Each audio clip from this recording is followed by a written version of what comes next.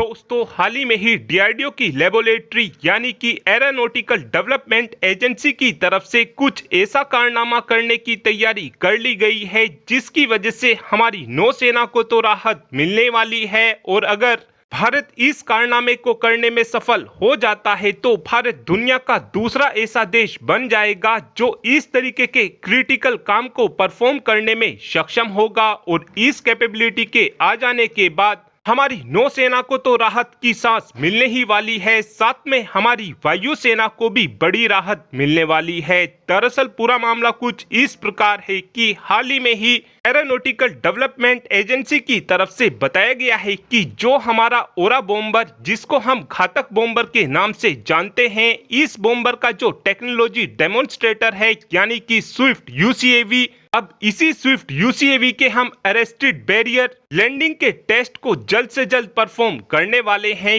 यानी कि Swift UCAV को अब भारत अपने जल्द ही एयरक्राफ्ट कैरियर पर लैंड कराने की कोशिश करेगा। इस टेस्टिंग के दौरान हमारे स्विफ्ट यूसीएवी को एयरक्राफ्ट कैरियर पर लगी अरेस्टिंग केबल से रोकने की कोशिश की जाएगी। ये टेस्टिंग बहुत ही ज्यादा क्रिटिकल होने वाली है क्योंकि जितने भी फाइटर जेट और ड्रोन होते हैं जिनको एयरक्राफ्ट कैरियर पर लैंड कराया जाता है, इन फाइटर जेट और इन ड्रोन के एयर फ्रेम को काफी ज्यादा मजबूत बनाने की कोशिश की जाती है। ऐसा इसलिए किया जाता है क्योंकि जब फाइटर जेट या फिर ड्रोन अरेस्टिंग केबल से अटकता है उस समय फाइटर जेट और ड्रोन के एयर फ्रेम पर काफी ज्यादा स्ट्रेस पड़ता है, जिस कारण लगातार इस बात का खतरा बना रहता है कि हमारे फाइटर जेट के एयर फ्रेम और ड्रोन के एयर फ्रेम को नुकसान ना पहुंचे और फाइटर जेट का एयर फ्रेम और ड्रोन का एयर फ्रेम बीच में ही टूट ना जाए। जिस समय अरेस्टिंग केबल की मदद से फाइटर जेट को एयरक्राफ्ट कैरियर पर रोका जाता है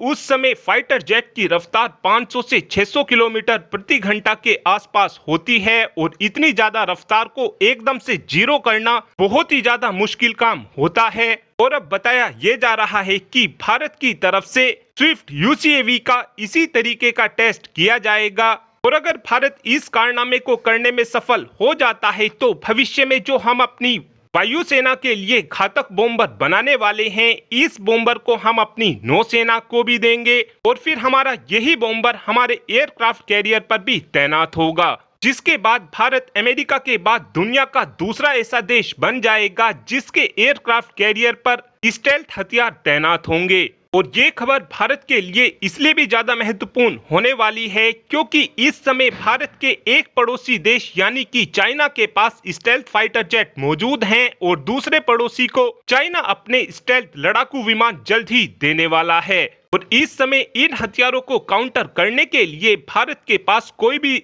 लड़ाकू विमान मौजूद नहीं है जिसकी मदद से हम स्टेल्थ फाइटर जेट को टक्कर दे सके। और इस समय भारत की तरफ से प्लानिंग ये की गई है कि हम स्टेल्थ ड्रोन बनाकर चाइना और पाकिस्तान के इन स्टेल्थ लड़ाकू विमान को टक्कर देंगे। और अब आप ही कमेंट कर बता सकते हैं कि क्या भविष्य में हमको अपने घातक बॉम्बर को हमारी नौसेना को भी देना चाहिए, हाँ या फिर ना? इस बात का आंसर आप कमेंट बॉक्स में दे सकते हैं। Thanks for watching this video. Have a good